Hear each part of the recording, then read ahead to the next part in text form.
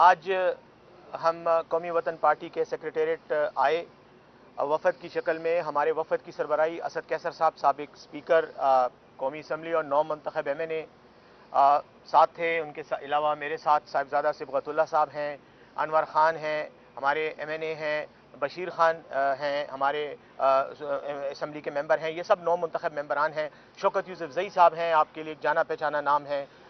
उसके अलावा जमुंगा महबूब शाह साहब का ना, महबूब शाह साहब हैं, वो भी MNA हैं। तो ये हम बानी चेयरमैन तहरीक इंसाफ इमरान खान साहब की हिदायत पर आए। आपको पता है, हमने मीडिया में इस बात का ऐलान भी किया है कि हमें चेयरमैन तहरीक इंसाफ की तरफ से ये हिदायत मिली हैं कि आप सियासी पार्टियों से रब्ता करें। और ये जो हालिया दिनों में इलेक्शन हुए और इसके नताइज के नतीजे में मुल्क के अंदर जो बेचैनी पैदा हुई, जो एक सियासी इंतशार नज़र आ रहा है, एक धांधली ज़दा इलेक्शन के नतीजे में जो सियासी पार्टियों की शिकायत सामने आ रही हैं, और बड़े पैमाने पर उन लोगों को कि जिनका हक बनता था, जिनको अवाम ने इलेक्शन में वोट दिए, उनके जो वोटर थे उनकी अमानत में बददियानती की गई और उनके नताइज तब्दील किए गए। इसकी वजह से यकीनन वक्ती तौर पर तो शायद कुछ लोग बगले बजा रहे होंगे और खुश हो रहे होंगे कि उनको हुकूमत मिल गई है और वो हुकूमत बनाने के लिए जोड़ तोड़ भी कर रहे हैं। लेकिन अगर लॉन्ग टर्म में देखा जाए, तवील मुद्दती तनाजुर में इसका जायजा लिया जाए, तो ये कौम के लिए, मुल्क के लिए और पाकिस्तान में पार्लिमानी जमहूरियत के लिए एक बहुत बड़ा मसला है।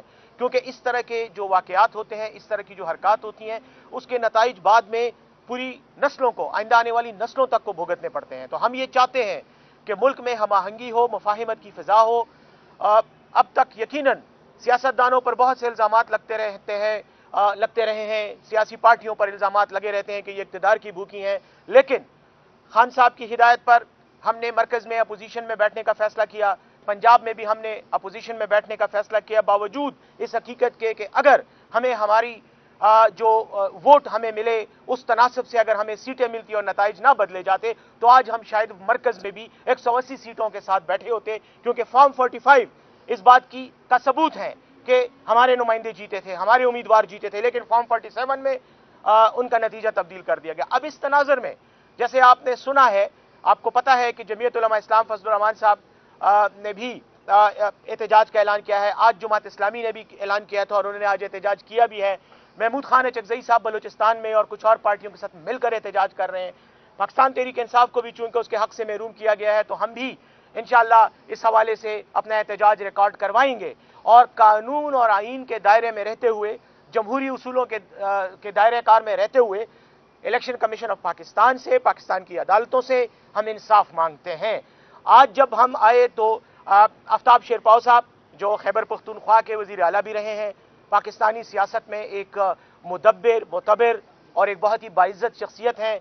आज हमने उनके पार्टी के रहनुमाओं से और उनसे मुलाकात की। मैं उनका शुक्रिया अदा करता हूँ। सिकंदर शेरपाव साहब मेरे दाएं हाथ पर खड़े हैं, मैं इनका शुक्रिया अदा करता हूँ। इन्होंने हमें वेलकम किया, हमारी बात सुनी और हमने इनको ये तजवीज़ दी कि हमें इस मसले पर जमहूरी रिवायात के मुताबिक आगे बढ़कर इसका इलाज करना चाहिए, ताकि ये मसला फॉरएवर हल हो जाए। और ये बार बार जो 5 साल बाद इलेक्शन होते हैं, फिर मुतनाज़ा हो जाते हैं, फिर एक सियासी अफरा तफरी होती है, तो ये गलत है। आज शेरपाव साहब ने ये बात की और मैं समझता हूँ बहुत काम की बात है। उन्होंने कहा कि असल मसला तो हमें माशी इस्तेकाम का था, लेकिन इस सियासी इस्तेकाम के नतीजे में ये जो अदम इस्तेकाम आया, इसके नतीजे में अब माशी अदम इस्तेकाम भी आएगा और वो जो मकसद था इंतखाबात का, वो फौत हो गया।